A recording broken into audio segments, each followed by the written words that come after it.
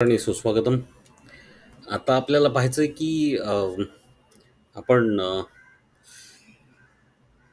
Comparison म्हणजे तुलना कशी करतो वेगवेगळ्या मॉडेल्सची. जसं मी मागच्या वेळेला तुम्हाला म्हटलं होतं की आपण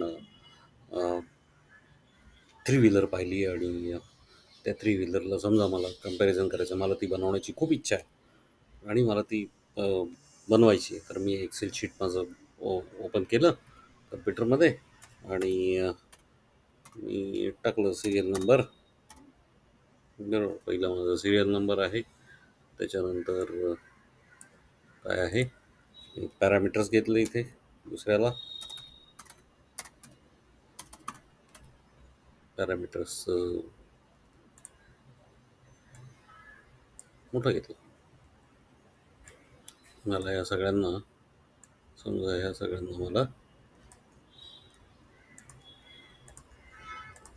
शाबास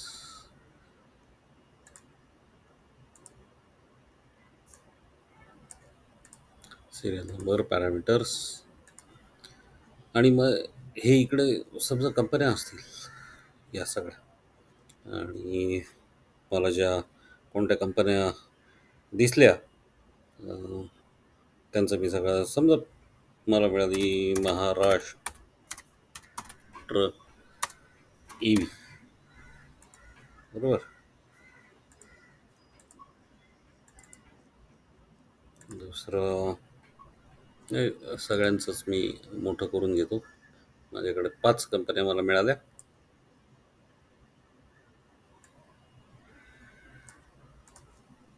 दुसरी मला मिळाली प्राईम कंपनी. तिसरीचं नाव आहे समजा काय म्हणूया, पवन ऑटोमोबाईल्स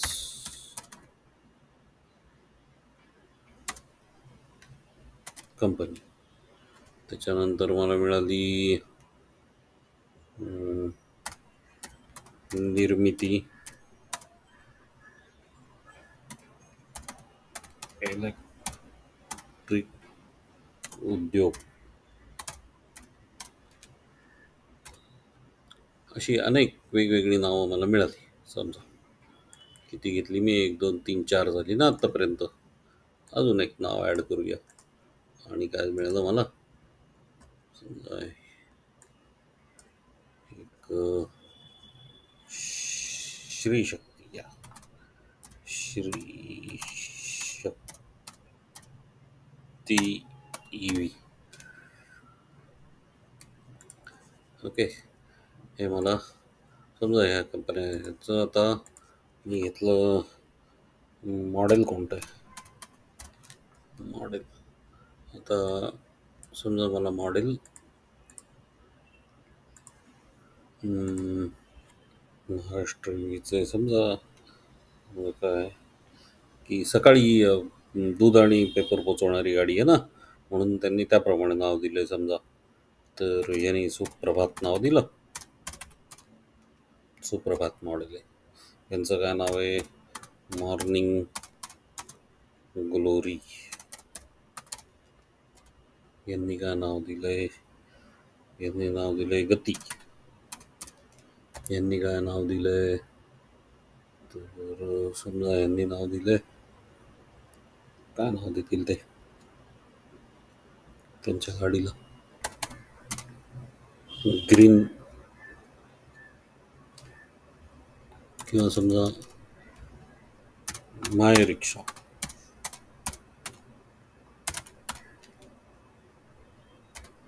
आणि श्री शक्तीनं नाव दिलंय सवारी. ठीक आहे,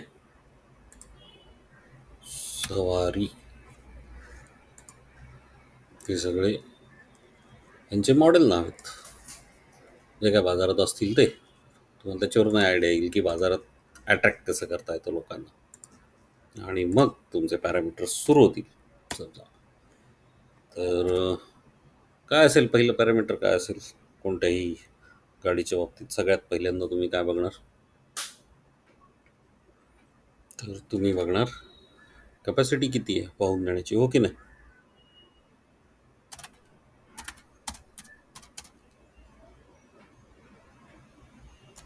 दुसरं काय बघणार तुम्ही?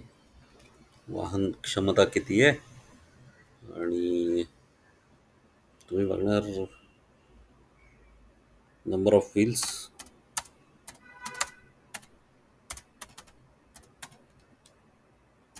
नंतर मग तुम्ही बघाल की त्याच्या डायमेन्शन्स कशा आहेत, हो की नाही? डायमेन्शन्स त्याच्यामध्ये तुम्ही बघाल ओव्हरऑल लेंथ पाहाल,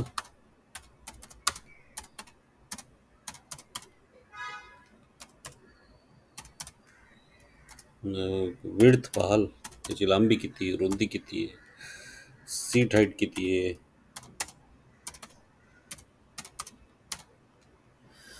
त्याच्यानंतर सेटेबल आहे का सीट हाईट, बरोबर. त्याच्यानंतर तुम्ही पाहाल ओव्हरऑल हाईट किती आहे.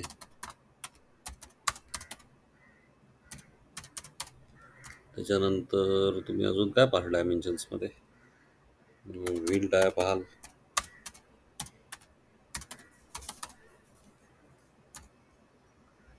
मग काय पाहाल व्हील बेस किती आहे, व्हील ट्रॅक ट्रॅक विड्थ किती आहे. मागच्या वेळेला तुम्हाला सांगितलं होतं ना मी, व्हील ट्रॅक विड्थ म्हणजे काय, व्हील ट्रॅक बेस म्हणजे, व्हील बेस म्हणजे काय.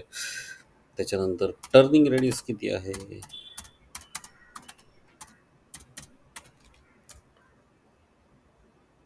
अजून काय द्याल तुम्ही,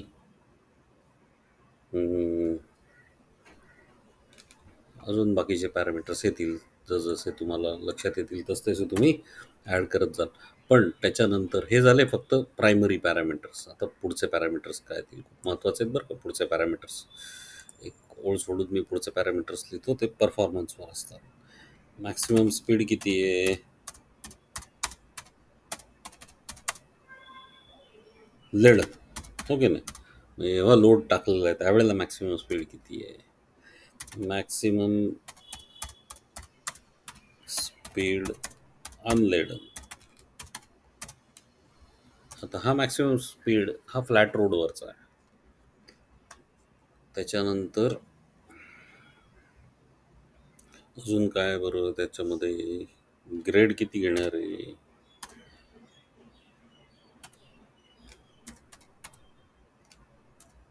काय ग्रेडेबिलिटी पर्सेंटेज, हे पर्सेंटेजमध्ये मोजणार ना. आता पहा कॅपॅसिटी मी किती मोजली,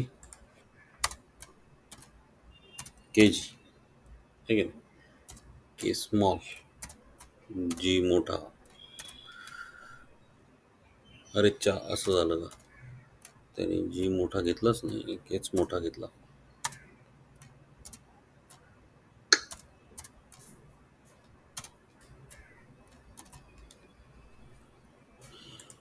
नंबर ऑफ व्हील्स ते नंबरमध्ये, डायमेन्शन्स मात्र, डायमेन्शन्सला 3 नंबर नाही झाले इथे. डायमेन्शन्स इथं खाली आहेत, मी इथे घेतलं बोल्डमध्ये डायमेन्शन्स. आता ते मी इथे घेतलं आणि त्याला डायमेन्शन्स ओव्हरऑल लेंथ, इथून 3 पासून सुरू झालं, 3 4, ठीक नाही.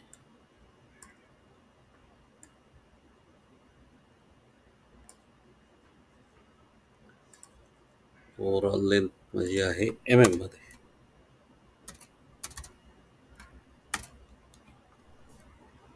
विड्थ आहे एम एम मध्ये, सीट हाईट मिलीमीटर मध्ये, ओव्हरऑल हाईट मिलीमीटर मध्ये,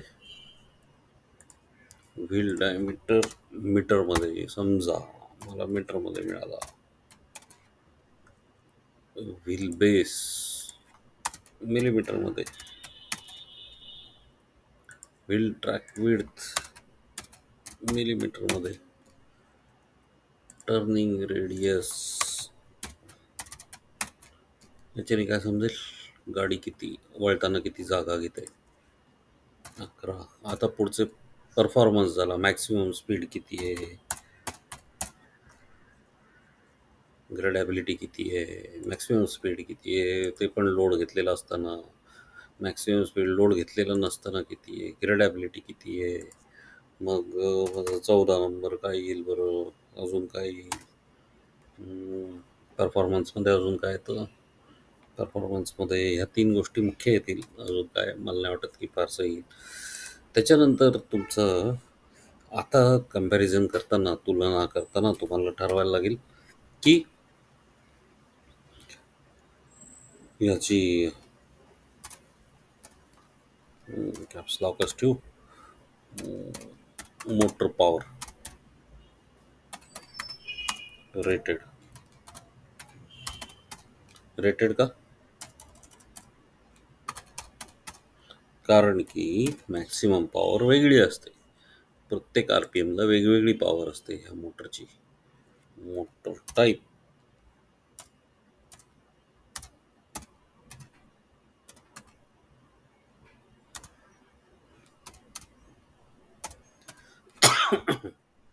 मोटर टाईप ए सी आहे, डी सी आहे, कोणती आहे, हो की नाही. त्याच्यानंतर अजून काय घेतलं मी ह्यात, हो इथे नंबर ऑफ व्हील्स घेतलेले आहेत आपण.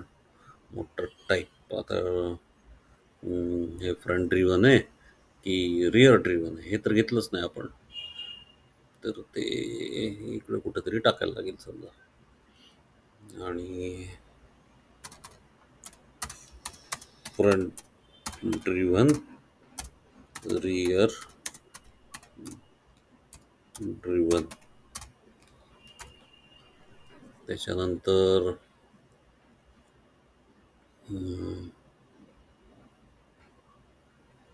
हां, काही काही गाड्यांना अनेक मोटर्स असू शकतात.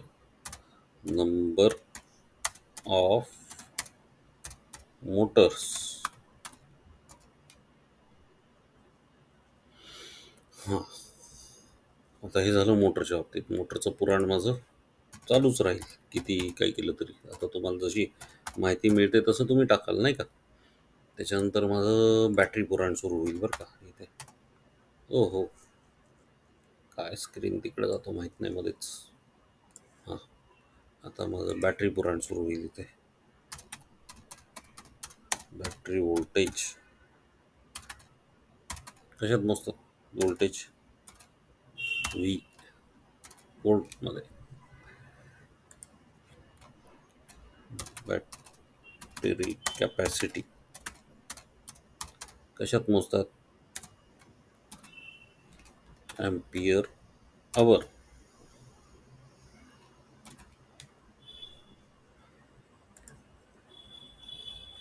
बरोबर. आणि बॅटरी टेक्नॉलॉजी,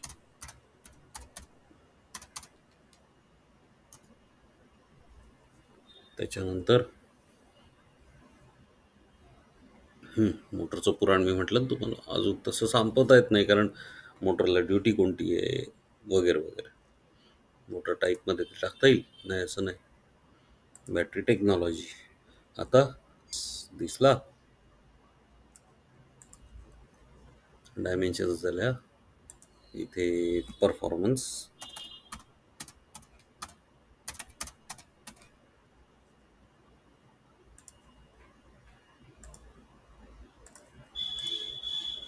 इथे काय झालं,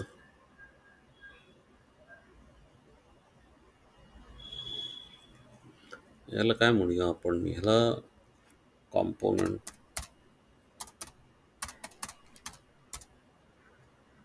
कॉम्पोनंट सिलेक्शन म्हणूया, किंवा खरं तर हे आपल्यासाठी कॉम्पोनंट सिलेक्शनला आहे हा मुद्दा महत्त्वाचा आहे. हां, आणि हा परफॉर्मन्स आणि कॉम्पोनंट सिलेक्शन, मोटर पॉवर कोणती आहे, बॅटरी कोणती आहे, व्हील डायमीटर पण आले त्यातच. त्याच्यानंतर सस्पेन्शन आलं यात, shock absorb type, suspension type. अजून काय घ्यायचंय ह्यात? एवढं पुरे ना? तर समजा आपण हे सगळे अजून काय घेतलं बरं? हे झाले कॉम्पोनंट्स, बरोबर. आता इथे ही किती देणार आहे कॅपॅसिटी? समजा ह्यानी 500 केजी दिली, हिने किती दिली? 600 केजी दिली, हिने किती दिली? 400 केजी दिली, हिने किती दिली? 350 केजीच म्हणतात. यांनी किती दिली? यांनी 550 केजी दिली, हे की नाही? आता हे तुम्ही सगळं टॅब्युलेटेड फॉर्ममध्ये केलं,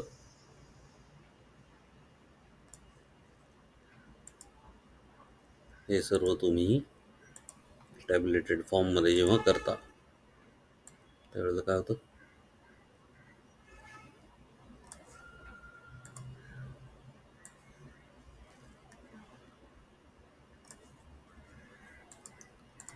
असं तुमच्याकडे सगळं ते रेकॉर्ड राहतं,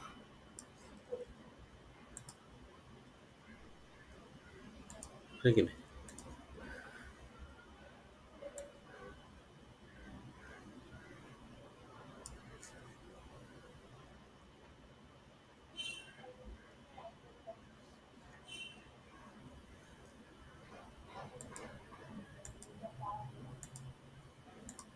नावं छोटीशी घेतली त्यांच्या ब्रँडची किंवा मॉडेलची. आता हे सगळे असे आले, कॅपॅसिटी झाल्या, मग नंबर ऑफ व्हील्स तुम्हाला किती? 3 दिले, ह्यांनी पण 3 दिले, यांनी पण 3 दिले. हे काय चाललंय? इकडे खाली गेलं काय?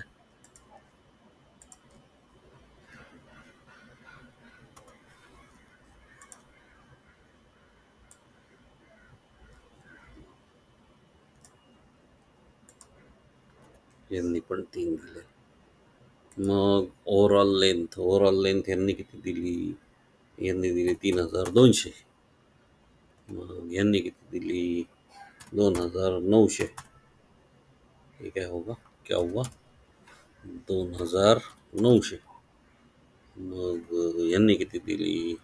2850. यांनी किती दिली? 3100. आणि यांनी किती दिली? 3000. बरोबर. ओके. साधारणपणे सगळ्यांच्या आजूबाजूला असतात सारख्या. यांनी 450ची वेट दिली, यांनी 455ची दिली, यांनी 430ची वेट दिली, यांनी 500ची दिली, आणि यांनी 490ची वेट दिली मला. मग यांनी सीट हाईट किती दिली मला?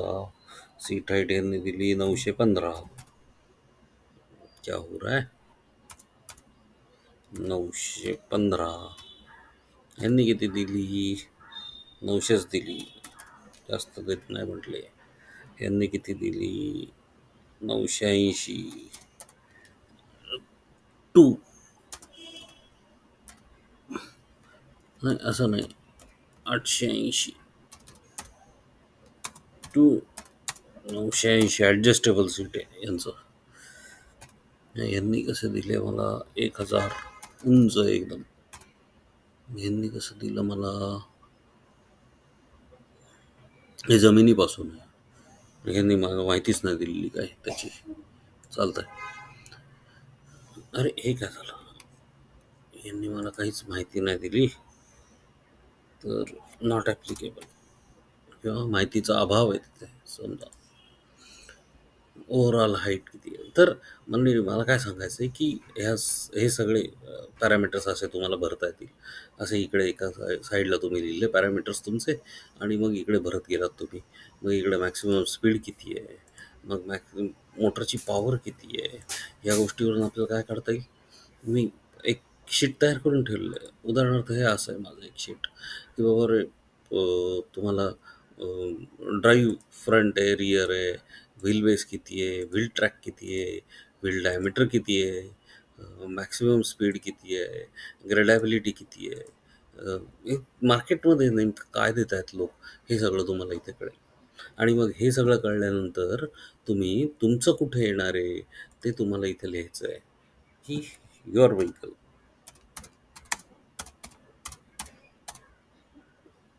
हो की नाही? युअर युअर EV तो इथे येणार आहे, पण तो नंतर येणार आहे. तो तुम्हाला ठरवायला लागणार आहे. कारण की 2 उद्देश असतात एक. एक तर मार्केटमध्ये काय मिळतंय, त्याच्यापेक्षा तुम्हाला काहीतरी खूप छान द्यायचं असेल, समजा तुम्हाला पुढे राहायचं असेल सगळ्यांच्या, किंवा तुम्हाला हे पाहायचं असेल की मार्केटमध्ये जे देत आहेत, तुम्ही ऑड मॅन आउट तर नाही आहात ना, काहीतरी भलतंच देत नाही आहात ना, कारण की तुम्ही फेकले जाल मार्केटमधून बाहेर. आणि तिसरी गोष्ट, तुम्ही काही खूप मोठी झेप घ्यायला जात आहेत का मार्केटपेक्षा? समजा कोणतीतरी मोठी कंपनी आहे, ती काहीतरी देऊ शकत नाहीये आणि ती तुम्ही देणार आहेत, देऊ शकतायत. ही गोष्ट थोडीशी आश्चर्यकारक असते, कारण सुरुवातीलाच तुम्ही, पण एखादा असतो नवीन इनोव्हेशन झालेला माणूस, नवीन इनोव्हेटिव्ह, आणि तो काही देऊ शकतो नवीन. शक्यता आहे, नाही का? तुमच्याकडे काहीतरी एकदम नवीन टेक्नॉलॉजी, तुम्हाला काहीतरी शोध लागलेला, तुम्ही देतायत ते. तर ते तुम्ही घेऊन आलेला आहात आणि कंपॅरिझनमध्ये तुम्ही सीट केलं, तुम्ही बसवलं, फिट केलं तुम्ही, आणि तुम्ही मार्केटला घेऊन गेलात, तर होऊ शकतो चमत्कार एखादा.